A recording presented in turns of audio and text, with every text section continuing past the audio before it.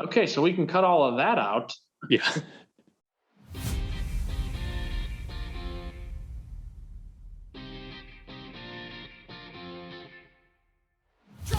It's Baseball at the Corner. This is the Michigan in Trouble podcast with your hosts, Alex S. Freeman and Luke Jaconis.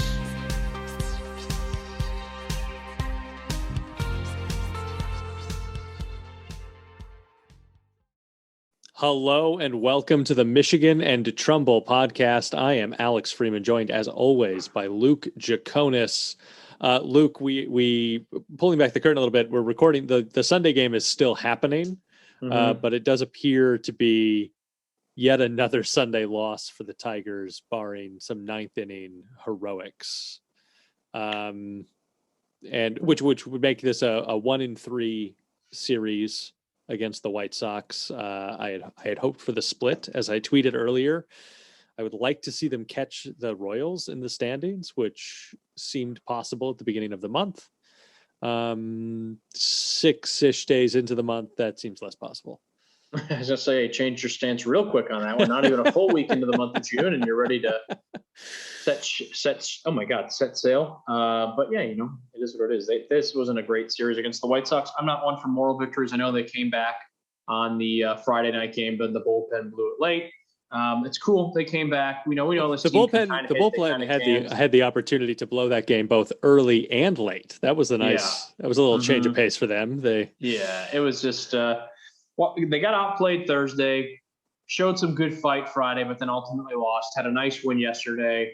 Dylan Cease went out there and pretty much made the Tigers his lapdogs this Sunday afternoon. Also, the Tigers just decided to get many runners in scoring position and every inning and just not get even a base hit to at least get a run on the board. Now, granted, like you said, there's still 3 more outs to go in the top of the ninth, so maybe they don't get shut out, but right now it's definitely trending in that direction.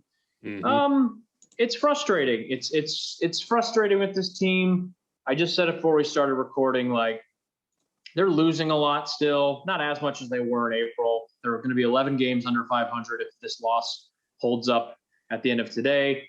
Yet I'm still kind of interested in watching them, but now also given some of the injury news, I'm kind of like starting to feel a little bit deflated again. I mean, I don't expect this team to win the division, but I don't know, just play good baseball. Maybe this is just the Tigers' identity for 2021. They're going to be that team as always between like 9 and 12 games under 500, which is if that's how it's going to be, I guess that's how it's going to be. It's an improvement then compared to, the last 3 or 4 seasons, but it's still frustrating nonetheless, but it is fun on a positive note to see guys like Eric Haas, who is just taking his opportunity and running with it. We've talked a lot this season about how the starting pitching has been pretty darn good, and it most certainly has. That hasn't really changed much as of late.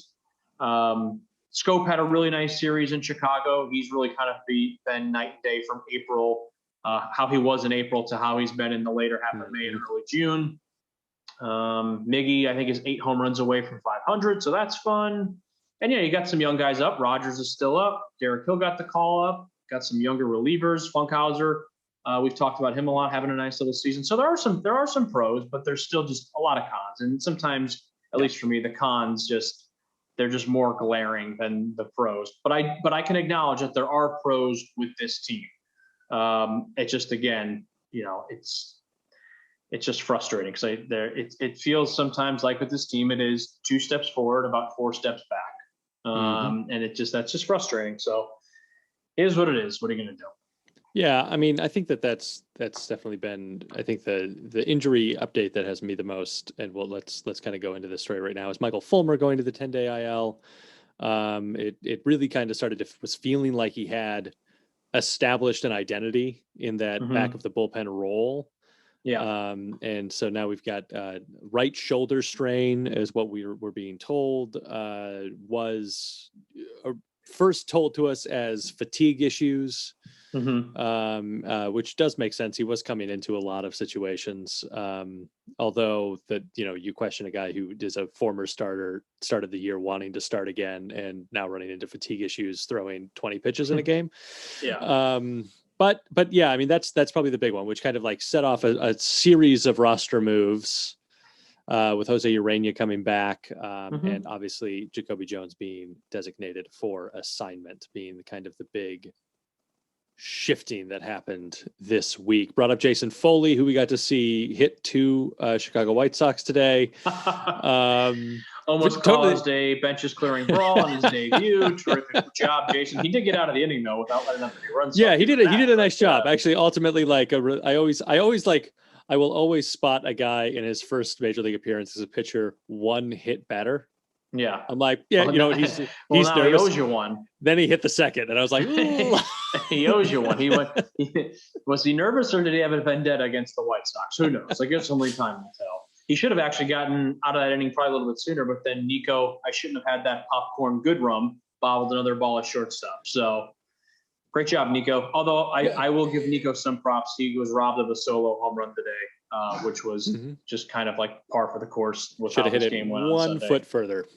Yeah, maybe even 6 inches would have sufficed, but probably it is what it is. So I mean, I think that just kind of continue on that Nico point. You wonder how much a like league average shortstop would make on this lineup. I don't know what the WAR rating on that would be. Yeah, but so many of the infield base hits and like fielders choices that should have been double plays come from that shortstop position. And it's not just Nico, it's also Willie and anybody else we've really thrown there. I mean, it does beg the question. We've started to see it on Twitter of like, when do you bring Isak back up? Because he's not, is he going to play the position worse than those guys? Probably not. Yeah, it is. I mean, with Nico, they probably like to keep him around because he is definitely a bit more flexible. He can go to the outfield, play in the infield. I don't know if he plays either of them particularly well, but he's playing them. They also have him as the switch hitter, which is good there. I just, I've said this before, and I don't mean to pick on my best friend / former best friend, Nico Gooderham. I don't even know if we're friends anymore. He's not returning my phone calls, but he keeps trying to, but he drops the phone. Drops. Oh, very nice. That's comedy, folks. That's comedy. It's just, it begs the question, like he's hitting very whatever. Like I guess I just don't get it. Maybe it's a thing where it's like, hey, we don't really have many other options. Willie Castro, I can see them giving him more of a longer leash because he's kind of more that rookie status last year, coming off his season last year in 2020, although it was shortened. And Nico's had a little bit more opportunity than Willie has. Also, to Willie's credit, he's been hitting better as of late. Defense, I'm still not completely sold on, but his bat has kind of woken up slightly, it seems, over these last couple games. And this kind of all is going to tie and bring it back to what you said about today's news about Jacoby Jones kind of looking like his days as a Detroit Tiger have come to an end, barring, some sort of kind of crazy resurgence of him in the minors. But he also may just get picked up off waivers. So who knows? I actually had kind of a feeling he might get picked off waivers. I could be totally wrong on that, but I wouldn't be overly surprised because he is a good option as a fourth outfielder. He is still a great defensive outfielder. Yeah. He just can't hit. And so if you have a lineup that maybe needs some holes plugged in the outfield, and you're not as worried about bats, which is there's a number of teams that's true, that you could kind of put Jacoby in your lineup and you're not really too worried about maybe a dead spot in your lineup because you got 8 other guys you can mash.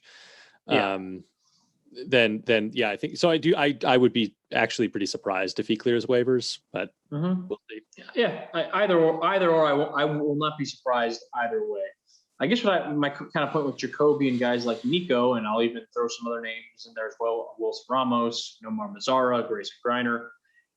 Maybe not so much Mazara and Ramos because they were only brought in on 1-year deals. But one thing I've been very impressed with this team, and we've kind of talked about it before, is look, if you're not producing, it doesn't really matter how long you've been here. You're going to have to go. Now, I think the only person where that kind of point gets brought into, you could debate it as maybe Miggy, but then again, we've talked about that at length before, where Miggy's his circumstances are different than a guy like Jacoby Jones is.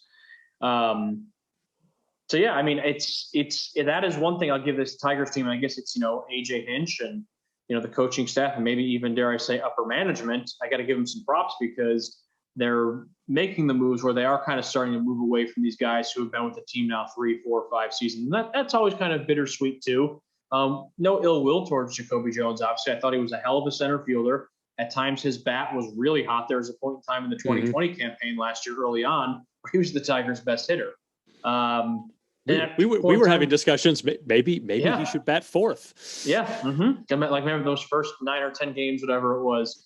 But it was just too small a sample size, just kind of for. I think he was an overall 212 career hitter. I mean, that's just not gonna cut it. And with guys like Derek Hill, who's up at the club now, and Daz Cameron kind of knocking on the door, it's time to give these guys opportunities. And that seems to be that. It seems to me that is what will be happening.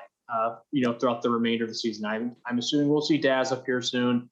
Probably Isak not too far down the road. I know Matt Manning's struggling at AAA, but one thing I've been kind of reading on Twitter, and I completely agree with it. I'm at the point now where I'm like, if the Tigers just want to bring him up, just to maybe start letting him get acclimated into the Chris Fetter system, I am A-okay with that. I have no qualms with that at all. But we'll see what happens there. And I thought maybe we would see Matt Manning in the not too distant future, and we still might. I mean, the move hasn't been announced yet, but with Spence going down and then Michael Fulmer going down, they're going to probably need at least a start or two from someone.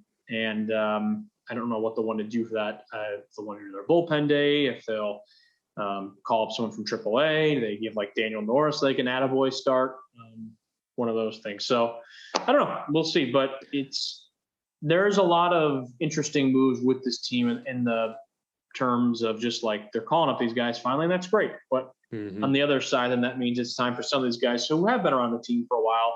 They have to go. And just to kind of finish my point with Jacoby Jones, again, no ill will towards the guy. And I always feel for the guys like the Jacoby Joneses and the many, many Tigers who came before him who were with this team when they are absolutely atrocious. And now, not that they're getting a ton better, but we're kind of starting to see progress, and we're hoping and thinking and praying that next year and the year after that and the year after that, they're going to be a pretty good ball club. Whether or not that happens will remain to be determined. But you would just like to see those guys who were with them for all the crap times to be there when the team is thriving. I could say the same for Ron Gardenhire. I wish in a really kind of weird way, like Gardy could, somehow be affiliated with the team when the Tigers get good, if they ever get good. But that's just kind of the game. It's cruel, it's unfair, and sometimes it'll break your heart. And we know all about being heartbroken because we are Detroit Tigers fans. That is true. I mean, maybe Gardy can join Lloyd McClendon in the booth with Dan Dickerson, which I did get a chance to listen to Lloyd and Dan. I went to the beach Saturday morning, and on my drive back, and it's on Saturday afternoon, had the radio broadcast of the game on, and they did a pretty nice job. How did Lloyd do? Oh, and by the way, just so breaking news, the White Sox beat the Tigers 3-0. The winning pitcher today is Dylan Cease. Jose Urena takes the loss. He moves the 2-5. Tigers get shut out at guaranteed rate ballpark. Alex, back to you. Thanks, Luke. No, Lloyd did a nice job. He did a very nice job of providing some nice analysis. Nothing too dry. Kind of put him in the same vein as when Jack starts talking about pitching a little bit. In that same kind of vein, that coach mentality, nice stuff to go in there. It was a nice job. I think he does a fine job. I'm not mad about Lloyd in the booth. Let's add a chair for Gardy so that he can also be on the team when they go. Gardy is enjoying retirement, man. We have not really heard a peep from Gardy since he said, "I'm out of here." He is. Didn't he say he wants to hang out with his grandkids and fish? That's probably all that man's doing. Just fishing, watching some Netflix. Yep. Doing everything he did when the pandemic was happening. Gardy is going to be on the next season of Outer Banks. You heard it here first, folks. He is joining the cast. Here we go. Yeah, it'll be interesting to see how they navigate the current injury situation with the pitching, because one thing that you probably think about is both the Spence injury and the prior bullpen day that they have done probably led to some of this fatigue that we're seeing running through the bullpen. And so you don't want to necessarily continue pressing those guys as much as possible. So do they bring a guy up? Do we see Daniel Norris make a spot start? I haven't really heard anybody mention that, which is interesting. Yeah, I feel like Daniel Norris is his days of a starter being over. I think you might even see a guy like Derek Holland or Tyler Alexander get a spot start before Daniel Norris does, which is crazy to me. But, let's not get these guys kind of off their regiment. It's already been crazy enough for, I'm sure, for a guy like Michael Fulmer, kind of given he was bullpen, then kind of a starter, then he was like the bullpen guy. So, maybe kind of just zoning in on these guys' roles and keeping them. I know AJ likes to be flexible, but sometimes you can be too flexible, and it can, it could definitely mess with someone's kind of, psyche and whatnot, how they prep for games. But on a positive spin, and I'm sorry, Alex, to kind of like cut you off, but both of these with Spencer and Michael, it seems that it's just out of pure precaution and safety measures. Obviously, they know there's prior history with Fulmer and his health. Spencer definitely was just more on the side of caution. And from everything I've read and everything I've heard AJ Hinch say thus far, does not appear to be anything in terms of structural damage. Nothing like that. Just it looks like it's a pure fatigue thing, and they just got to kind of rest it out for a little bit. Yeah, I mean, and hopefully that's all it is, and hopefully that he's able to come back and continue doing what he was doing before this, because I think he has been pretty lights out in that bullpen. All right, Luke, here's kind of the next place that I want to go, because it dovetails into this Michael Fulmer thing, because I saw a tweet that this was perhaps the latest blow to any big moves the Tigers might be able to make as we head into the trade deadline, as we look at some of these pieces. But coupled with that, MLBTradeRumors.com recently published their top 50 trade. What is the title of this article that I'm looking at? Top 40 MLB trade candidates early June edition. So obviously we know that this is, and there were a few Tigers on that list. So I want to just kind of run through those and see your thoughts on if the Tigers should consider moving these pieces, or if they should stand pat with them. I certainly have some opinions as well. Number 4 on their list was Matthew Boyd. As you know, he's having a good season, and he is certainly kind of maybe back, not fully back, maybe, or maybe he is to where he was, potentially a really hot trade prospect, and they didn't move him. Will they continue to not move him and try and keep him around long term? What are your thoughts on the future of Matthew Boyd in Detroit in early June? It's hard to say, because as of late, I think Matthew Boyd has proven that he is mortal. That hot start he got off to at the beginning of the season definitely hasn't held up as of late. Not that he's been absolutely awful, just he's definitely looked more human. And because those first 4 or 5 starts for Matthew Boyd this year was the best he'd ever looked or pitched for the Tigers ever in his entire career. And he's not pitching at that level of play right now. So do I think he could get traded? Absolutely. Do I think it is going to happen, though? I don't know. We'll have to see. And I feel like I'm going to say that a lot for all these. Yeah. There's the pitcher, and I don't think Spencer Turnbull is going anywhere. I don't even know if he's going to be on this list, but I don't think Spencer Turnbull is going anywhere. Michael Fulmer was a really interesting one, because he came out and just purely reinvented himself. The season now with the injury, it's kind of a different thing. This is good. Keep going. Michael Fulmer is 13th on their list, and the next Tiger to gotcha. Yeah. So I don't know about Fulmer's really hard. I'm confident Spencer Turnbull's not going anywhere. I don't see him getting dealt this year. Fulmer, it'll be. I think what's going to be key for Fulmer is how he handles this injury, and then how he performs when he comes back from the injury up until the trade deadline. Because if he comes back from the injury and he is looking like the Michael Fulmer he has the last 2 weeks, I think he's as good as gone. If he comes back after the injury and has some struggles, I think, there's a chance it'd be tougher to kind of deal him at the deadline.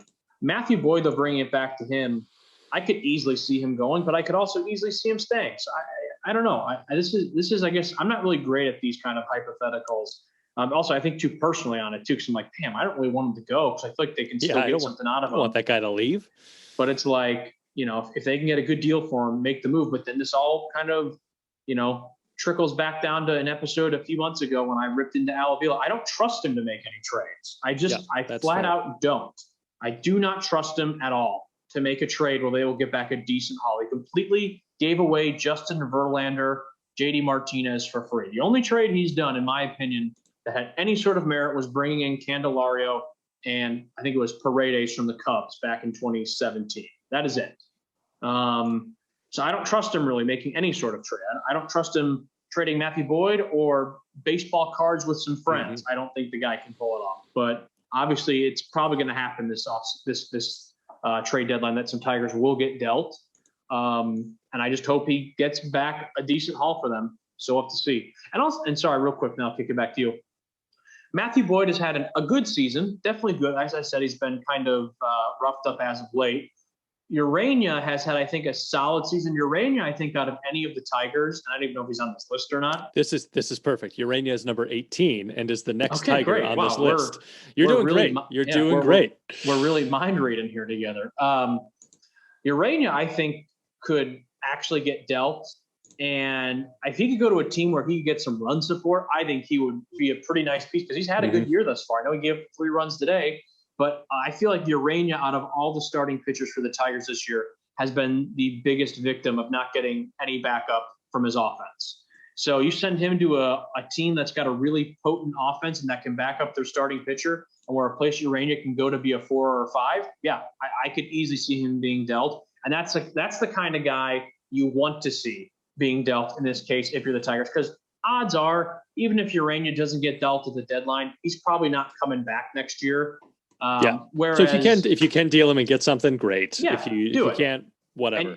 And that's where it's different than with guys like Boyd and Turnbull, because if they don't get dealt, you're like, yeah, you guys are coming back next year. This is just great. We can kind of keep building off it. Maybe something happens, if they really have a solid second half of the season. They're like, the Tigers are kind of like, okay, let's lock them down. Maybe they give them some sort of extension, whatever it may be. So Urania, I think right now in my eyes, is the most likely to be traded, just because I think it makes the most sense if you're looking at just where the Tigers are at right now with their pitchers. There's still, I feel like, again, I don't think Turnbull's going anywhere. I think like with Matthew Boyd, sometimes they're all kind of like, are we trading him? Do we think he's going to be a part of this thing long term? Trading him long term.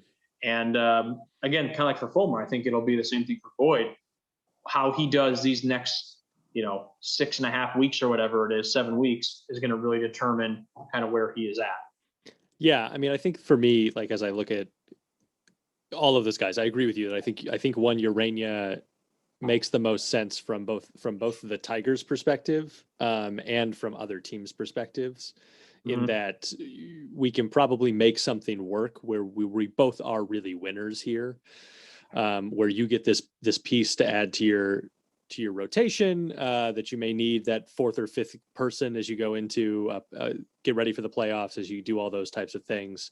That can really help you. We can pick up a prospect or two, because I don't think you're going to get massive value out of Jose Urania, but I also, like, similarly don't think you're going to get massive value out of Matthew Boyd. Like, I don't think his career numbers are good enough that teams are going to be, backing up a Brinks truck of prospects and guys to get him. And I think your better roll of the dice is to keep Matthew Boyd. He has a great second half of the season, and then lock him down long term. That's kind of where I think you're better off, because you're not going to, like, what are the real pieces that the Tigers need that are available in free agency? You obviously look at a guy like Trevor Story.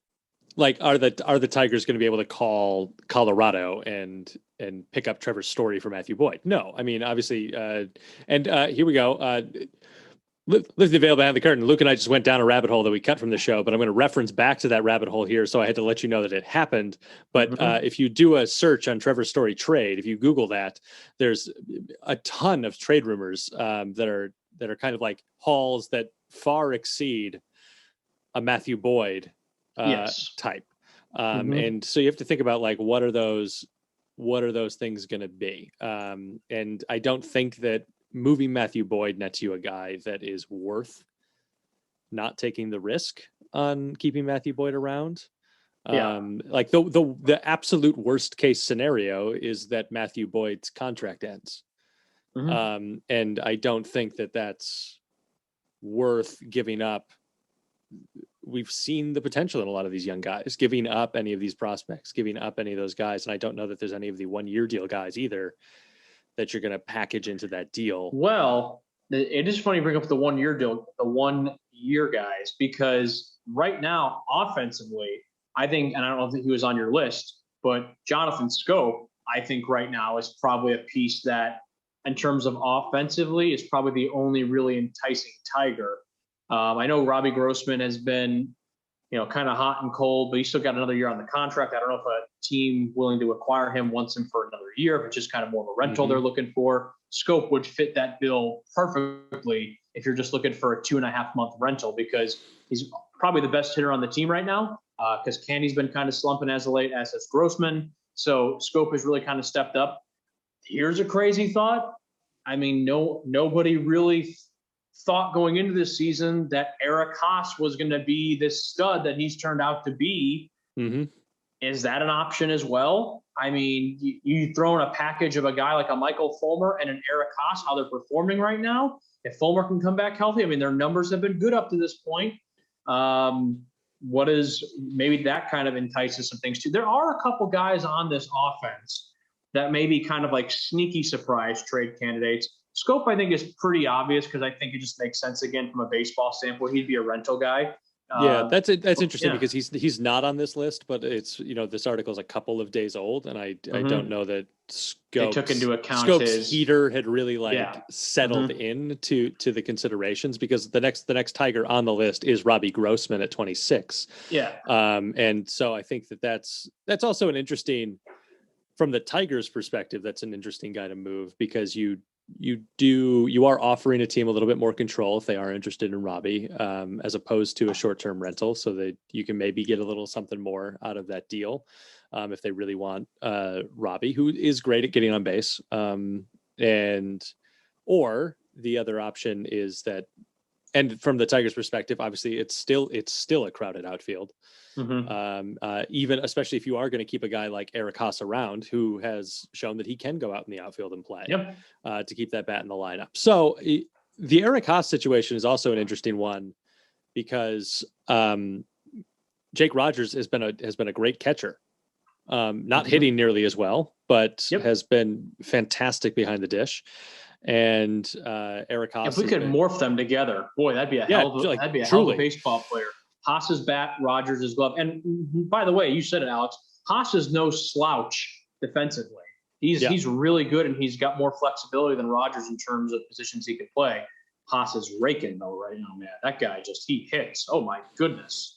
Yeah, so that could also be an interesting potential move, because also in the farm system we have Dylan Dingler coming up. And so there's more catching talent to come. And he's mashing too right now down in the minors, Dinglers, which is awesome.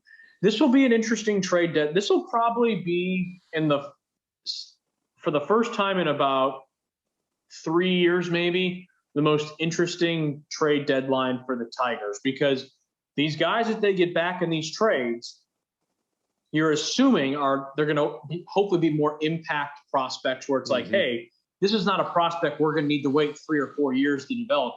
This is a guy who's hopefully ready to go in the next year to 2 years tops. I know when they made the trade for like Shane Green, they got back Joey Wentz. When they traded away Castellanos, they got I don't even know who the hell they got for Castellanos now. I can't even think about it, because I don't think it was a great haul. Who did they get back for Castellanos? Wasn't it Paul Rashawn and what was that guy's name? I'm sure I'm going to feel like such an idiot, but I can't remember. God, I'm an idiot. I've got you right here. To Chicago for right-handers Alex Lang and Paul Rashawn. Oh, it was Lang. Okay, actually, I don't feel that stupid for not remembering that one. I know for Shane Green, it was Joey Wentz and Travis Demeritte. Now, Travis Demeritte, last time I checked, was back with the Braves, so that went just perfectly. But this will be a big trade deadline, like I said, because hopefully the guys whoever they get back, these are guys that are going to be ready to go here, hopefully next year or shortly after. So we'll see. And unfortunately, we got a doofus GM who's going to be the guy calling the shots. So that is very scary, but we'll hope for the best, I suppose. I am loopy today. I am sorry. I feel like I am going in slow motion. You're doing great. I apologize to everybody. The final Tiger here on this list, 33, is one Spencer Turnbull, who I agree with you've said it already, probably not going anywhere. I think in the world where you're moving either Turnbull or Boyd, you're moving Boyd before you're moving Spencer. Unless his no-hitter has just made him just the hottest commodity. And I don't think, kind of like what you said in terms of like, given Matthew Boyd's career, he's not a kind of guy that you're going to like back up the money truck just to like, be like, all right, here you go, Tigers, whatever you want for Matthew Boyd, you got him. The same thing applies for Spencer Turnbull. Yes, he threw the no-hitter this year. Yes, he's having a really solid season, but career overall, Spencer Turnbull has not been that guy. His successes have come as of late. So even if they were to trade him, I don't think he's got the clout yet where he's going to be a guy where you're bringing in some high-end prospects who are ready to go next season. Same thing with Boyd. I think what you're looking for, though, is maybe a package of that, where then you can kind of, maybe if you package in a guy like a Jonathan Scope and a Matthew Boyd, and then you can kind of start talking about bringing in some more of those high-end prospects that will be hopefully ready to help your team win next year or a year after. It'll be interesting. It'll be interesting. And the other thing that's worth of note, too, is as we're recording this on June 6th, the trade deadline is not till the end of July. So a lot can happen between now and then, good and bad. Right now, we're really talking up guys like Spence and Scope and Fulmer. You know, I guess to be fair, Spence and Fulmer are now going to be on the IL for a little bit, so let's take them out of the equation. You know, we're kind of talking up guys like Urania, Scope, Haas, Boyd. Let's see where those guys are at in about 6 weeks if we're even still carrying the same tune. I'll tell you what, though, if Jonathan Scope continues to hit right now, if he hits like this all the way until the trade deadline, he's gone. I just don't see a way where he sticks around. And if Avila can get the right deal for him, I think it makes sense because who knows if he would be back for another. He was only on a 1-year deal. And even if they do trade him away. And if he continues hitting like this, he may be a much more difficult sign than he was into this season. If the Tigers, if he is hitting like the madman he is right now, and if he goes somewhere for 2 months, you know, at the back half of this season, if the Tigers really want to bring him back, well, then Chris Ilitch can do that thing he's been talking about for the last couple of years: spend some money and go get him.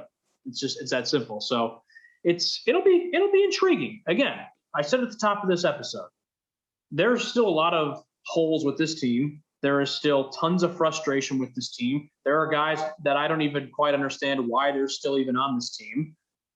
But having said all that, there is a lot of intrigue and something kind of almost like unhealthy yet fun to watch about this team. It's like I mean, my relationship with the Tigers has always been the most toxic relationship in my life. I'm the first to admit it.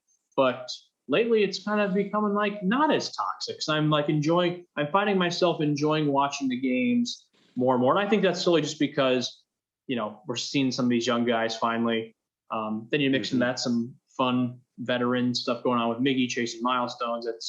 It's been a little bit more bearable as of late. I guess that's what I'm trying to get at. Yeah, there's one more name here that you know, at the bottom of the article they also have like a list of guys from each team that you should also keep an eye on that didn't necessarily make their top 40. That we didn't mention. That we didn't really touch on. We touched on most of the other guys on this list that are here. Is Jose Cisnero, which is intriguing to me because I do think that he's having a pretty good season. I don't feel as worried when Jose Cisnero comes into the game. I think he's thrown some really nice innings. I don't have his numbers pulled up in front of me, but that is an interesting option. It feels weird to talk about like real bullpen pieces that might be worth trading. Yeah. But there he is. And I think that's an interesting one. The other one on here that is Wilson Ramos. And I think he's way more likely to be DFA'd than he is to be traded. Yeah. I don't even know if Wilson Ramos takes one more at bat as a Tiger ever again, to be completely honest with you, but we'll kind of have to see how that shapes up. Cisnero is an interesting one because, if they were to trade a guy like Michael Fulmer and they then try to trade a guy like Cisnero, because then your bullpen's looking pretty thin on the back end. You just really have Soto, and that's kind of it. Brian Garcia, I think, came in and pitched an inning today, and I think he went 1-2-3. So I guess that's maybe kind of promising. Hopefully he can make the most out of his opportunity now that Tigers have some guys on the IL. But yeah, Cisnero could happen. I feel like Cisnero's going to kind of fall in the same vein as Buck Farmer. Was it last year or in 2019, where like Buck Farmer had pretty solid numbers, but for whatever reason, there was just like no buzz about him at all. I think Cisnero might kind of be in the same camp. Cisnero, I do have faith in Cisnero, Soto, and Fulmer. I think the three of those guys coming out late. My issue and concern with Cisnero and Soto, for that matter, is control. When they're wild, and it gets pretty hectic pretty fast. But when they're on, and they're pretty reliable. So, I had not even thought about that one. That's a really good kind of sneaky one.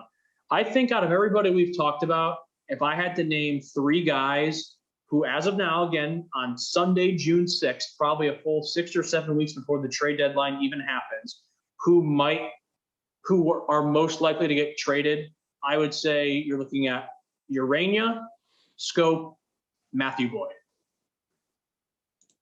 Yeah, that makes sense to me. I'm just kind of like scanning through this list right now to see what shortstops people might be looking to move. Obviously, Trevor Story is the top of that list. Feel free to move him to Detroit. Yeah, that'd be great. Freddie Galvis is one that's on there that the Orioles might be looking to move. I just want this offseason the Tigers to sign a really, really good shortstop. I'd rather see them go spend money than it has trade been for a somebody. while. It has been a while since the Tigers have had that. When I see the Tigers struggling at the shortstop position like they have been these last couple seasons, I scratch my head and think, why did we ever let Jose Iglesias walk? Like he wasn't. It's not like he was this enormous money bags that was just holding this team down. I mean, he was a very, very, very solid shortstop. I sometimes wonder, like, why did we let him walk? I don't know, but I just think about that from time to time. But regardless, no need to. The past is for cowards and losers, as my father would say. I just hope when we approach this upcoming offseason that the Tigers make that big move.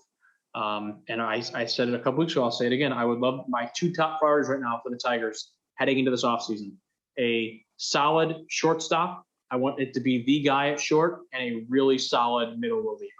That's what I would love to see the Tigers get. Middle reliever, or like a good seven, even like a good setup guy or a closer. I'll take any of it. I'll take them all at this point. Yeah, truly. All right, let's take our break. We'll come back and we'll kind of take a quick look at the week ahead. Sounds good.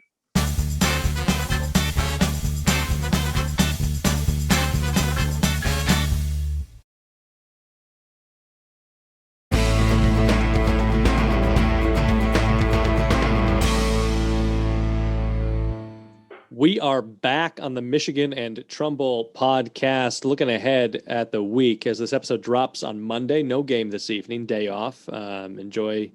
I don't know what people do when there's not Tigers baseball on. I'll probably watch a movie tonight. Interesting.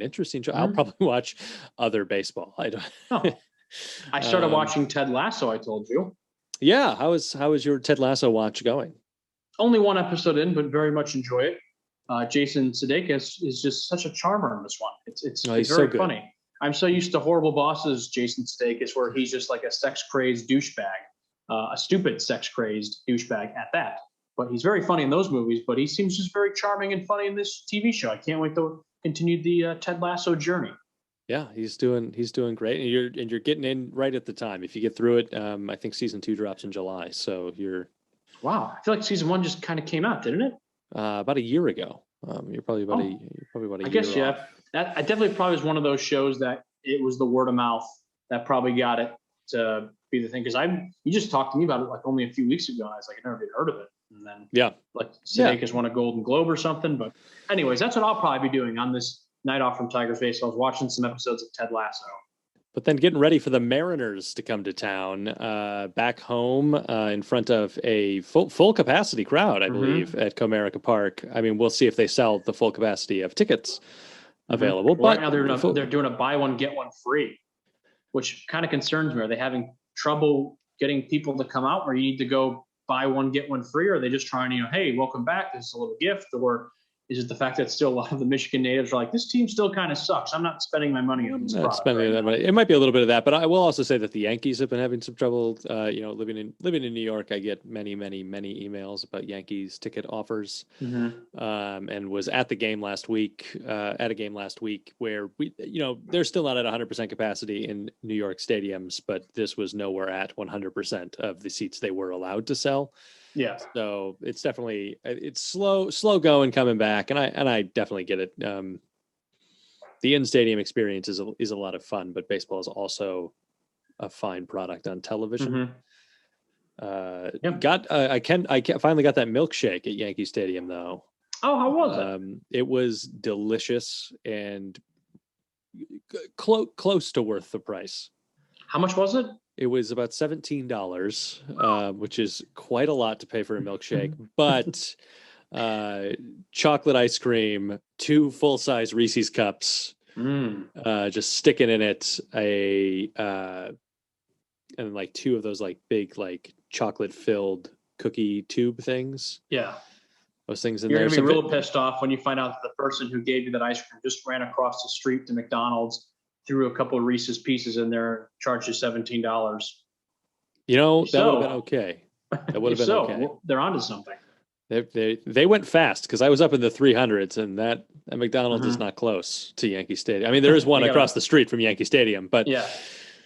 But So 300 down. That's not a short run. But yeah, okay. So Mariners coming back to town. Matthew Boyd projected to start on Tuesday against Marco Gonzalez. Casey Mize on Wednesday. TBD for the Thursday game against the Mariners. Probably Tarek Skubal. I would guess it's going to be Skubal, and then we'll see what happens when the White Sox come to town this next weekend for 3 games. We always kind of get to this point in the segment where we're like, what are we looking for? It's like, well, we just want to see them play more competitive baseball. We've talked about this before. You've definitely said it before. I don't want to see them go on a skid here. I don't want to see them fold. I don't want to see them. Maybe they'll drop one to the Mariners, but I would hate to see them lose this series after they played so well out in Seattle. To have them get their heads right after these losses to the White Sox. Obviously, and the White Sox they're a very good team. As much as I don't like to admit that, obviously, my bold prediction probably not going to come true that the Tigers will be ahead of the White Sox in front in the that was rough standings at the All-Star break. Alas. Yeah, that was hey, sometimes you got to learn. Yeah, so for this week, I'm going to just make a very thing out, what you always ask, like, what do you want to see the Tigers do this week, Luke? This might be bold of me to say, win. I want to see them win. I know we're doing this thing where it's like, I want to see them go out and play good, clean, fundamental baseball. Of course, that goes without saying at this point. They're major leaguers. They should be doing that anyways. We should have to be going out there and hoping that we see that. I want to see them just win games. I understand that Friday night loss to the White Sox. They were down. They came back. Eric Haas had the home runs. It was awesome. You got to win that game. You come back. They were down like, what was it, 6-1 at one point or whatever. They were down fairly big. They come back. They have that big inning where they dropped 6, I believe it was, and then they give up the game late. Enough of that crap. I'm happy they came back, and it shows good fight. It shows good heart, all that stuff. But you got to win that game. I'm sorry. You battle back, finish the drill, get the win, go home. So I want to see the Tigers to start winning more. I feel like that's such a stupid thing to say, but there've been so many games this season that I feel like they have been in, where they have put themselves in a position to take the lead or to go out there and secure a win, and they fumble the ball on the 1 yard line. It feels like a lot of times. So enough is enough. Go out there, get your wins. And the reason I say that too is because I'm looking at just not only this homestand coming up, their road trip after. I'm sure we'll look into that more kind of closely on next week's show. Yeah. But they've got 3 at home against Seattle. Last time you played the Mariners, you swept them. So in my mind, sweep them again. Then the White Sox come to town. The White Sox have pretty much had our number this entire season thus far, even last season as well. So they're just going to have to find a way to get those wins. We said it with Cleveland in episodes past. They're in your division. If you ever want to try to win your division, win a World Series, you got to get to the teams within your division. Same thing is going to apply with what looks like with the Sox and the Tigers now, because the Sox really beating up on the Tigers as of late. Then you look at next week, 3 on the road in Kansas City. We've gotten swept by Kansas City. We've swept Kansas City. We've been in a lot of close ball games with them. Those are the games you really have to win. And the same can be said after the KC series. They go out west to LA, a team that can hit the ball pretty well. Pitching still kind of a question mark, as it seems to always be with the Angels. They're a team, too, that probably is completely underperforming as per usual. So that's what I'm getting at here, looking just kind of at the next week and a half or so of Tigers baseball. Win some games. You're playing teams that you should be competing with at this point in your stupid rebuild, Al Avila. Go out there, win some games. Enough of this. I mean, if they were playing the White Sox, the Astros, the Red Sox, Blue Jays, Rays, A's, whoever back to back, I'd say, oof, boy, this is a tough stretch here. But you're playing teams within this next week and a half that you should be beating, I think, in a lot of ways. That they should be competitive games that you should ultimately come out on top. At least that's what I want to see. Forgive me for being a fan who expects and wants his team to go out there and win games. I know that's blasphemy nowadays with how we view sports sometimes as fans, but that's what I think the Tigers should be going out there and doing over the course of these next, 12-ish games, whatever it is on this little stretch. Go out there and win. Thank you. Yeah, I'm particularly looking at Matthew Boyd and Casey Mize, who have been having pretty good seasons, but just a couple numbers to throw out there. Boyd started the year with a 1.94 ERA. Over his past 4 starts, that he's had a 7.84 ERA. Would love to see both him and Casey, because Casey, who pitched great in Seattle, gave up 3 homers against the White Sox. Matthew Boyd gave up 3 homers in Milwaukee.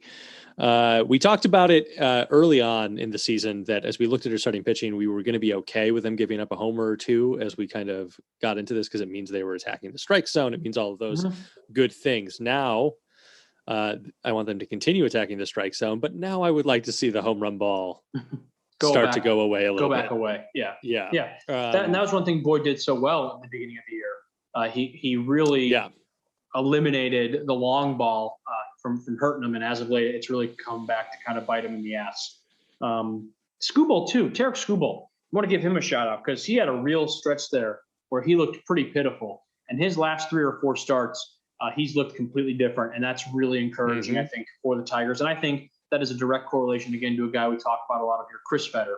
I am constantly impressed with the way he handles these young pitchers and just all the pitchers overall on this staff.